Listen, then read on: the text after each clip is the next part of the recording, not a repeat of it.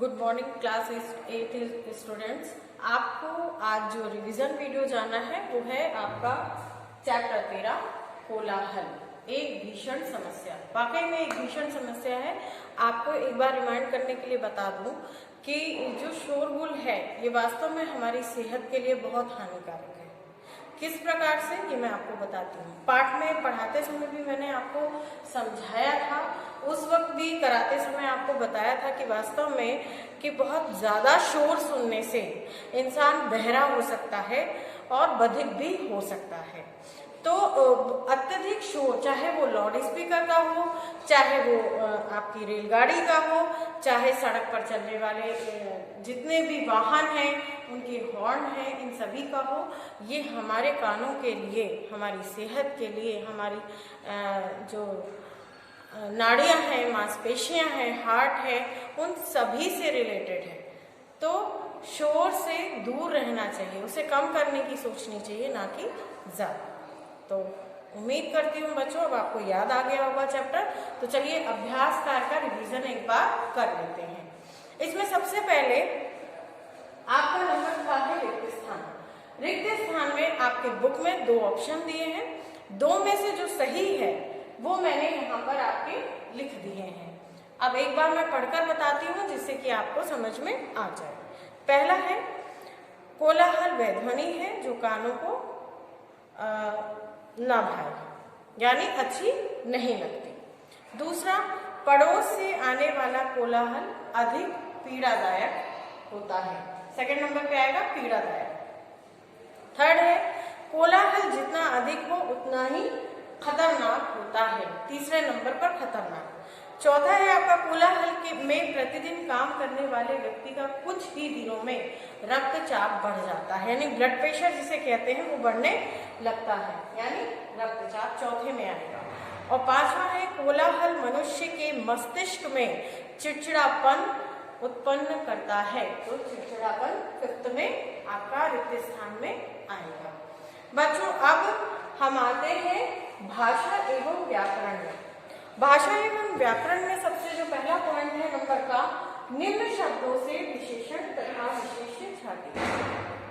तो इनमें से जो विशेषण और विशेष्य छांटने हैं वो मैंने अलग अलग करके लिख दिए। विशेषण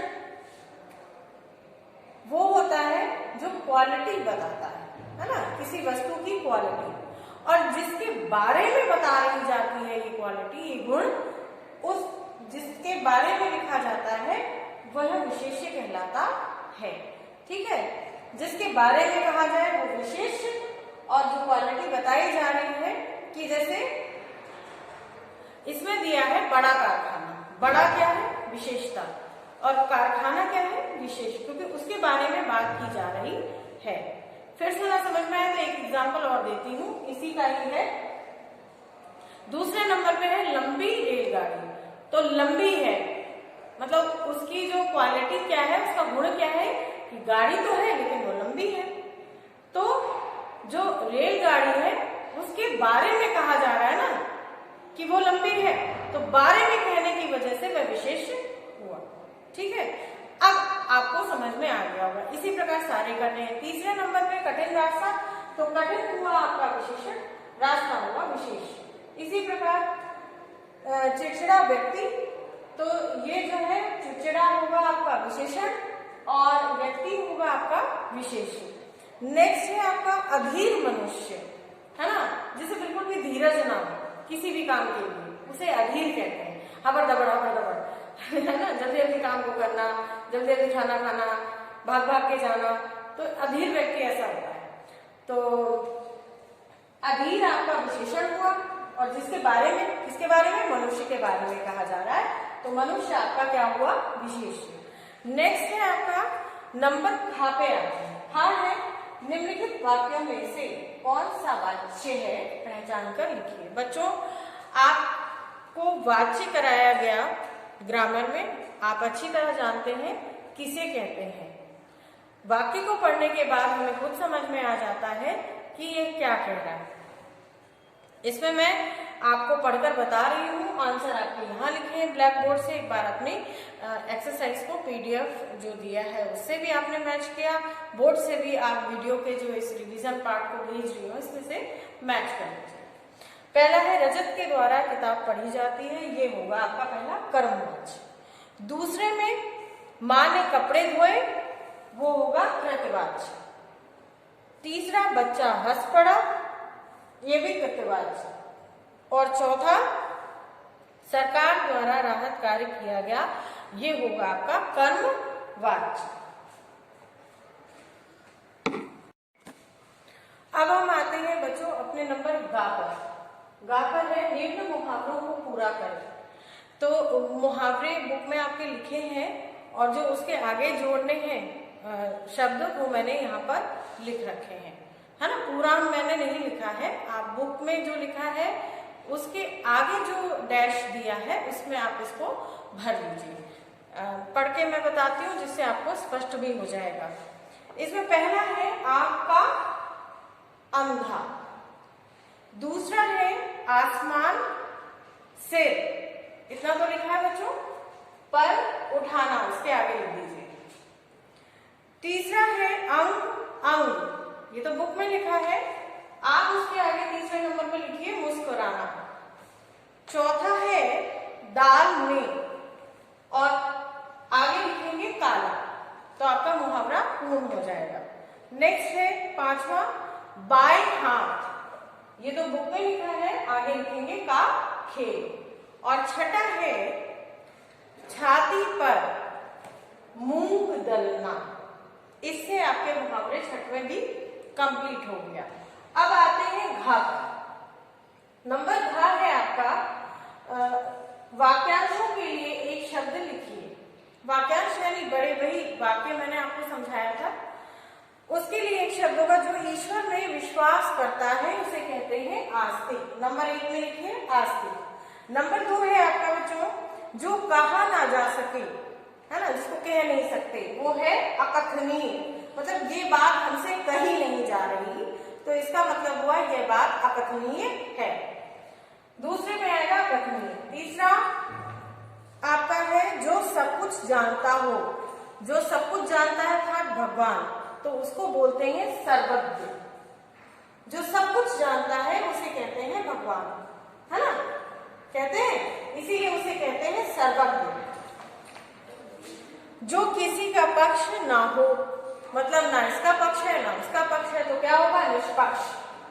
ना इसके पक्ष में बोलता है ना उसके पक्ष में बोलता है, तो हम कहेंगे कि ये व्यक्ति जो है वह निष्पक्ष है। आप इससे कुछ भी पूछ लीजिए, ना तो आपके फेवर में बोलेगा ना इसके फेवर में बोलेगा, है ना, उसी को कहते हैं निष्पक्ष। अब हम आते हैं बच्चों आपके भाषाई आचार। इसमें मैंने सारे ऑप्शंस लिख दिए हैं, आपको केवल टिक लगाने हैं, आप अपनी बुक में टिक लगा लीजिए। क्वेश्चन मैं आपको पढ़ के बता देती हूँ। नीचे दिए भाषाई आचार में जो है वो क्वेश्चन है, नीचे दिए अनुच्छेद को पढ़कर प्रश्न संख्या 1 से 8 में उचित विकल्पों का चयन कीजिए। तो जो अनुच्छेद है उसमें फिलअप्स दिए हुए हैं सारे, उन फिलअप्स को भरने के लिए जब आप इस जितने भी पॉइंट्स लिखे हैं इनको टिक लगा लीजिएगा, तो आप 1 बाय 1 सारे फिलअप्स आसानी से भर पाएंगे। ओके, तो चलिए ऑप्शन बता दूं। ऑप्शन ध्यान से सुन लीजिए। पहले का चौथा, दूसरे का दूसरा, तीसरे के पहले में टिक लगाइए, चौथे के तीसरे में टिक लगाइए, फिफ्थ के बाद फर्स्ट में टिक लगाइए, 6 के फोर्थ में टिक लगाइए, 7 के 2 में और 8 के 3 में। ये तो टिक लगाने की बात हुई। अब मैं आपको इसका अनुच्छेद जो है पूर्ण कैसे होगा जब ये भर जाएगा, तो वो पढ़ के एक बार बता देती हूँ। जिस मनुष्य की बुद्धि और चतुराई उसके दृढ़ हृदय के आश्रय पर स्थित रहती है, वह जीवन और कर्म क्षेत्र में स्वयं भी श्रेष्ठ और उत्तम रहता है और दूसरों को भी श्रेष्ठ और उत्तम बनाता है। प्रसिद्ध उपन्यासकार स्कॉट एक बार ऋण के बोझ से बिल्कुल दब गए। मित्रों ने उनकी सहायता करनी चाहिए, पर उन्होंने यह बात स्वीकार नहीं की और स्वयं अपनी प्रतिभा का सहारा लेकर अनेक उपन्यास थोड़े समय के बीच लिखकर लाखों रुपयों का ऋण अपने सिर से उतार दिया। तो ये था बच्चों अनुच्छेद। जब आप ऑप्शन में इसमें टिक लगाने के बाद उसमें भर देंगे तो आपका इस प्रकार से अनुच्छेद कंप्लीट हो जाएगा, जो मैंने अभी आपको बोलकर बताया। तो आशा करती हूँ बच्चों रिवीजन में आपको जो कोलाहल चैप्टर मैंने आपका 13वां पढ़वाया था वो आपको अच्छे से समझ में आ गया होगा। थैंक यू बच्चों।